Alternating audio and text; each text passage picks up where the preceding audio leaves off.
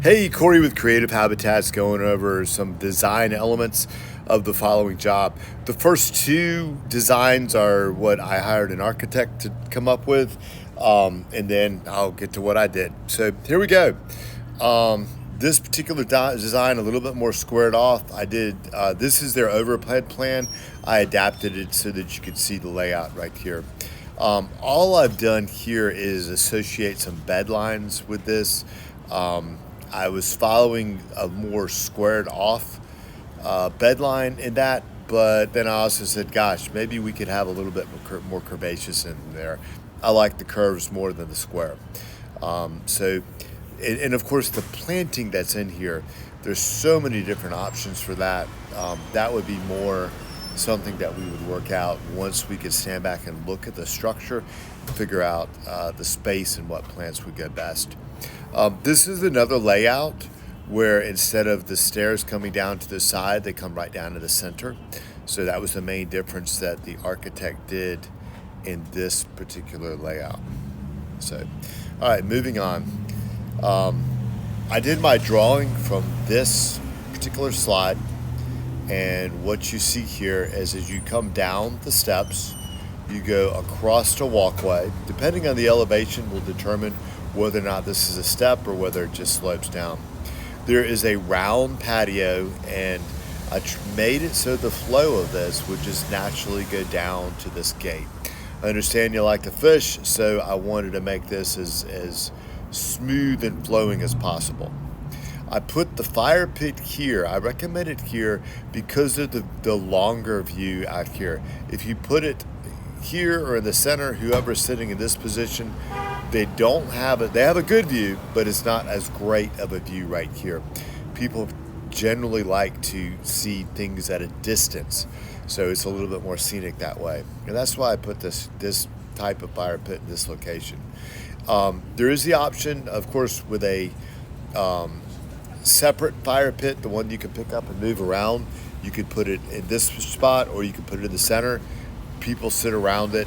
My only dilemma with that is the person who sits here looking at the fire here, they're just looking at the back of the house. So just some things to think about in that. This is an overhead perspective. Just again, there is the option to pump water from the pond up to here. This could be, you could put fish in here, stand on your deck, look down at your fish, and then the concept is to have a waterfall that goes under the walkway, wraps around the patio, goes under the walkway again, then goes into a pipe and then back into the lake. By doing that, you get a lot of water sound, and the idea of just being able to stand up here on the deck and feed fish in here seems like a pretty fun element to me on that. All I was showing you here was the distance of your view from here or from here, depending on where you're sitting and what your vantage point is with that. These are some of the materials that a wall could be built out of. This is your traditional CMU block. This is ledgestone. This is a natural material. Just another ledgestone. And another ledgestone.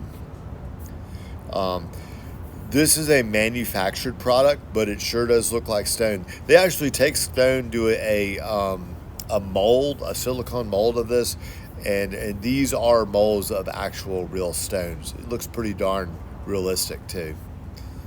Same thing on this one.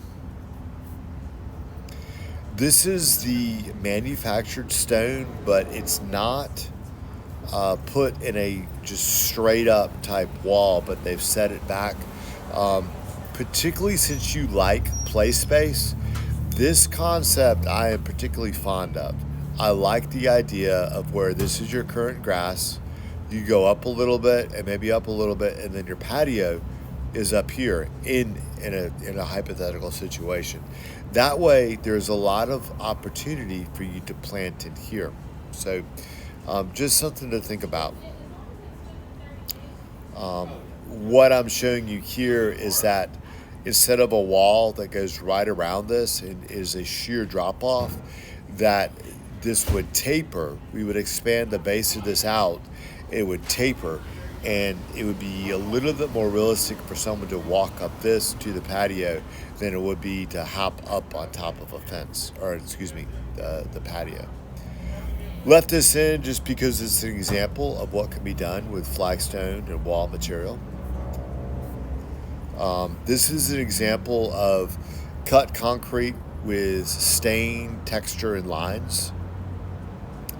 Same thing on this one. And this one too. This is flagstone, of course. We do a lot of flagstone, so if you want to keep everything very, very natural, flagstone is worthwhile.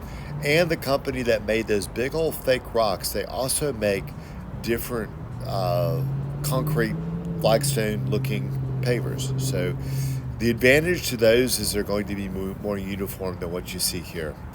This is worthy of being proud of, but it's still going to have, because of the texture and nature, it's not going to be as uniform as the manufactured flagstone.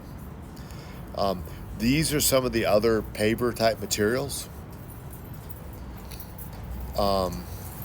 Same thing here, and here, and here,